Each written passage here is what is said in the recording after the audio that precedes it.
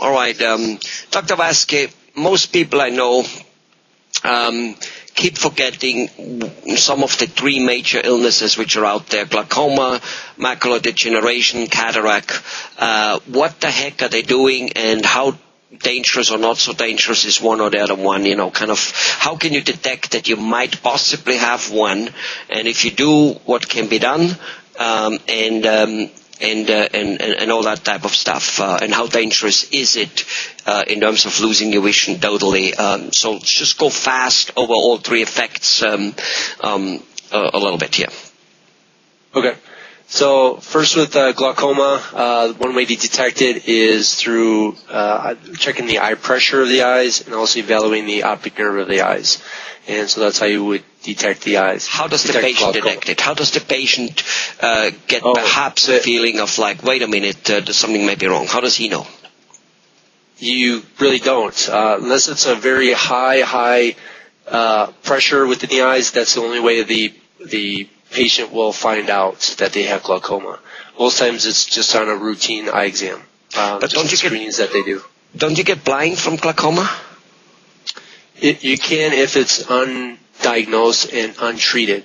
You can go completely blind with glaucoma. Okay, so that would be a symptom, wouldn't it? Which the patient recognizes. Right. It's going to be sudden. Yeah, sudden loss of vision, that's not usually a good sign. I see. So glaucoma comes sudden. Some forms of glaucoma can come sudden, yes. There are, close to 10 types of forms of glaucoma based on different parts of what's happening within the eye.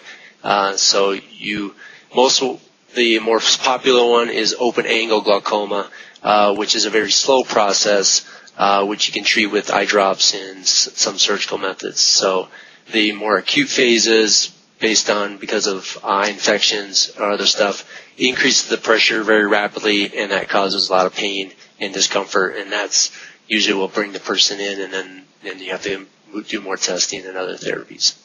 Okay. All right, good. So is glaucoma treatable? All those 21, so they're all treatable? They can all be treated, whether it be drops, surgical methods, other things like that. So they can all be treated. Yeah. Okay. Vision restored.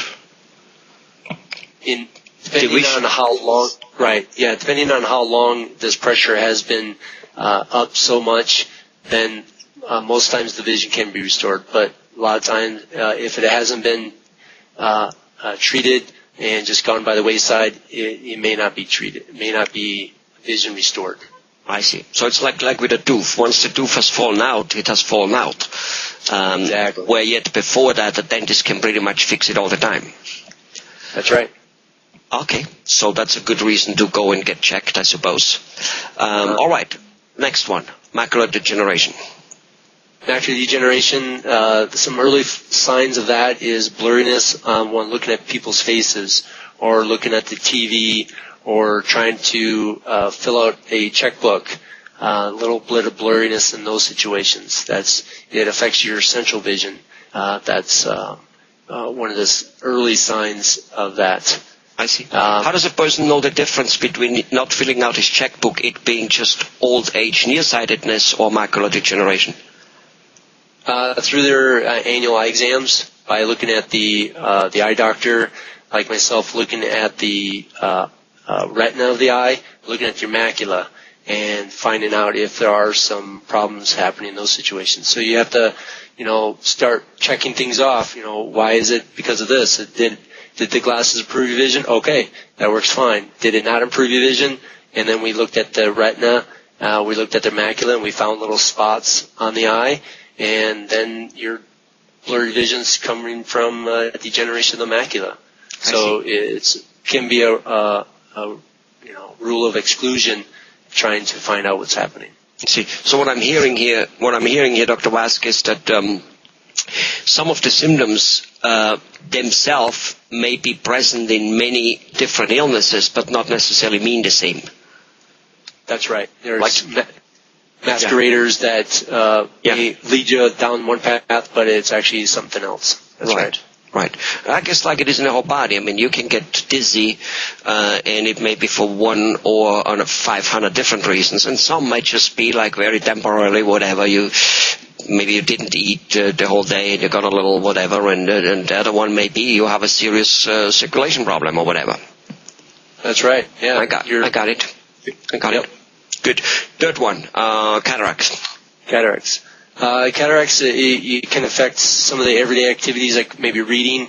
But most times people come in with a complaint of glare at night. The nighttime driving gets to be a big problem. You start to see a lot of halos, starbursts, and creates a decrease in your vision in those situations. And then we just say, well, okay, it's kind of tough to see at night, or it's all that glare. I just don't feel comfortable driving. But then in the daytime, it's fine. You don't notice it. So that's usually the chief complaints is the glare from the cataracts. And then as the cataracts develop, then it starts to affect your daily activities like reading, going to the grocery store, reading your Bible, reading your newspaper, sometimes even eating. I like to eat, so hopefully I can find out that right away so I can eat a lot. Okay. And I don't think we forgot to ask in terms of the macular degeneration, but stay with the cataracts. So, if it is there, is it treatable?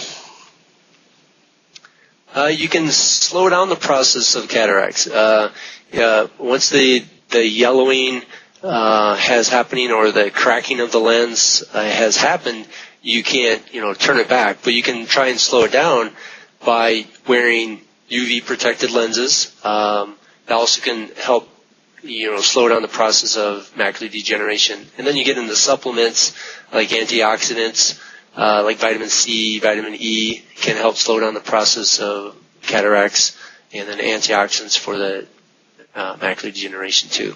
So there's ways that you can help slow it down, but then if it develops to a point where you are losing some vision and it is affecting your everyday things, then there's surgical methods that you can do with the cataract. Take the lens out that's opacified and then put an implant in, and then everything's clear again.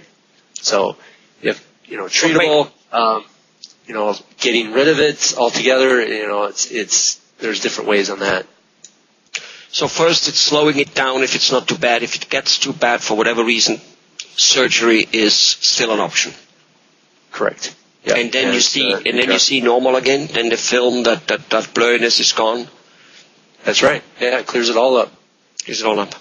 Dangerous operation? Yes. No. Yeah. I mean, it's an operation. It's an operation, so there are risks. I would say dangerous. But I mean, there's risk to any surgery. But work on your eyes. There are some complications that have occurred. So you got to be informed. Okay, good. All right. So basically, macular degeneration, glaucoma, and cataracts, they all can be stopped in the track, especially if they have been found relatively early. Yes? That's correct. Yes. And you can all. Yeah. Go. You can treat all of those types of conditions. Okay, good. And surgery is available for almost all of them, even in advanced stages, and still can be done. Yes? Yes. Macular degeneration is the one surgery that happens on a wet form, where there's bleeding happening on your macula. And usually at that point, your vision is quite reduced, not able to be restored, but there's a surgical method that can help improve the quality of vision, but not to 100%. You can, get 20% improvement in your vision just on some of those surgical methods of macular degeneration. I see. Okay. Nevertheless, all three of them, if detected relatively early with annual or at least every couple of year type of examination, most of the time that's enough to drastically slow them down, fix them, and not ever get them all that bad, right? That's correct, yeah. Maintaining the eye health is very important, and early detection is important too. Okay. And none of those three illnesses has anything to do whether you originally one way or the other way see good far or not far or nearsighted or whatever. That's a whole different ballgame. You just simply don't see far, and you take glasses, lenses, or whatever it may be for that, or laser surgery for the farsightedness, right? I mean, for the... Right, yeah. Okay. You're looking at medical part of it versus refractive part of it. So the nearsighted, farsighted, presbyopia, that's refractive. And that's something which is besides of the illnesses the eye can have, which might then destroy it. That's right, yeah. And so you have to pinpoint all those different needs of the eye and then make sure that you're getting the right protection. Okay, good. So if I go skiing this weekend, I actually should wear sunglasses because I'm 58 and I've never worn sunglasses in my life, and I do ski a fair amount. Yeah, you should have some type of polarized sunglasses on because you can get the snow blindness. You can get an inflammation of the eyes from the glare coming off the snow. Well, maybe I never got it. Maybe I never got it so far because my head is always in the snow. It's always my feet which are up and my head is down. Maybe you're not going fast enough. No, maybe I'm going too fast. I'm always in the snow.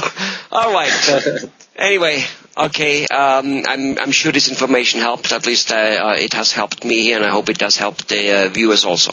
Bye-bye, Dr. Waske. Speak to you in a while.